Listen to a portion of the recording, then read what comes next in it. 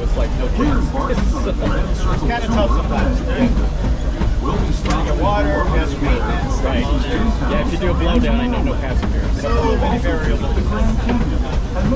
And evidently yesterday you were training somebody new on one of those. Yeah, you beat me. Oh, you? He's one of them. He just learned how to be an engineer. We have another guy who's also he does an engineering flag. Yeah, we don't have to run either. They're learning. They're very nervous. Yeah, there you go.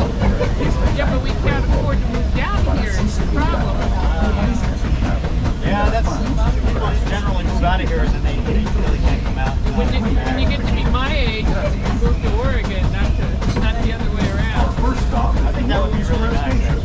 But to get there, you need to pass through the wilds of Adventureland. How's the weather over there? Is it a little muggy, rainy? It's rainy, not muggy. There is no muggy. And I keep teasing people. We've lived there now for 30 years, over 30 years. Moved from New York, and it's a whole different type of rain. I call it a dry rain because it's usually This just station also serves spitting at you just a Frontierland little bit. and None of Party these Country. downpours, none of these. If you'll be leaving us here, please Problem remain is it seated goes until the days train on comes end to a where it's complete rain. stop. That's what makes California fun with the downpour.